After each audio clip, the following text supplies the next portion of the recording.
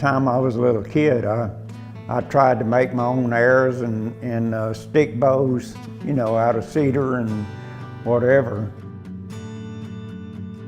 I'd shoot at birds and stuff like that.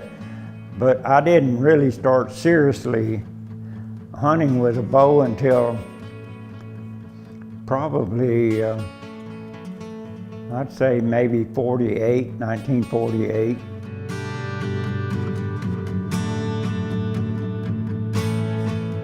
I've hunted all over the United States at one time or another. Living in Houston there and all the bows and everything, we did a lot of gator hunting. And that was really challenging to me. I mean, it was something that I really enjoyed.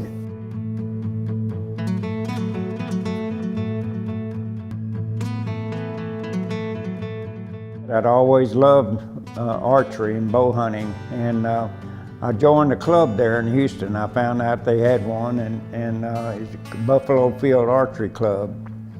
And after I joined it, well, another boy joined it, and a boy by the name of Fred Hurd. And we got together and started building our own arrows. And we did it in his garage, and then we started selling them. And we continued to make arrows, and then I decided I wanted to build a bow. Well, I didn't have any idea how to build a laminated bow, but I started out and experimented and put nocks in it and strung it up, and it was straight and then tiller. And I thought, well, heck, there's nothing to this.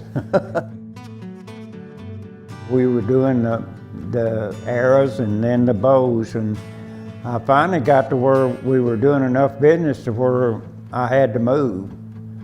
So my mother-in-law had property across Houston out toward Bel Air, and we went over there and built 2 buildings side by side. And our idea was to lease one of them and use the other one. And I did, and I tried to get the guy on a 5-year lease, and he wouldn't do it. He went for 1 year. 6 months after he got in there, we needed the building. I mean, it was growing so fast. And so when the year was up, well, we took the building, and we stayed there and continued to grow until 1965. We were building, like I told you a while ago, 300 bows a day when the compound bow came in. And when that happened, I just couldn't accept it. I mean, I was a dyed-in-the-wool, a traditional bow shooter, and I decided to go ahead and sell the company.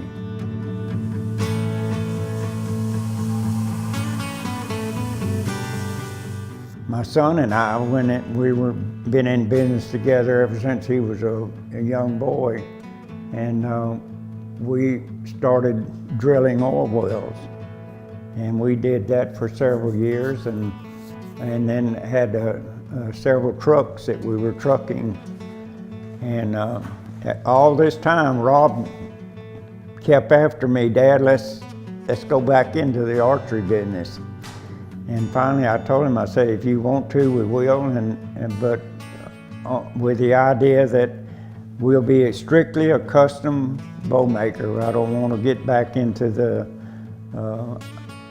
high production again. And that's what we've done ever since we went back into it. In 1991, I believe it was, when we went back into business. And that's what we've been doing ever since.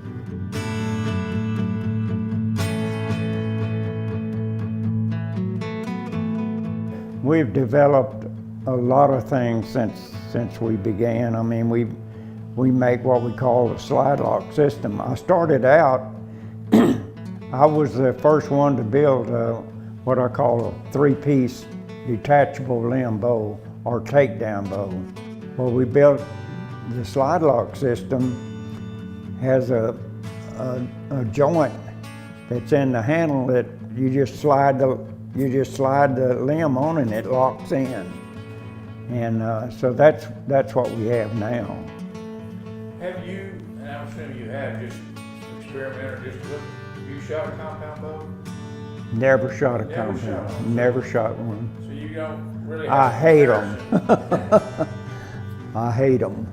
Well, a compound, of course, is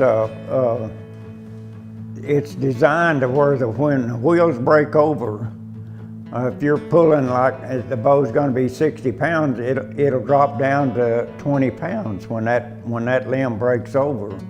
I mean, when that wheel breaks over, and you're there holding 15 or 20 pounds, and the bow is actually 60 pounds or maybe 70 pounds.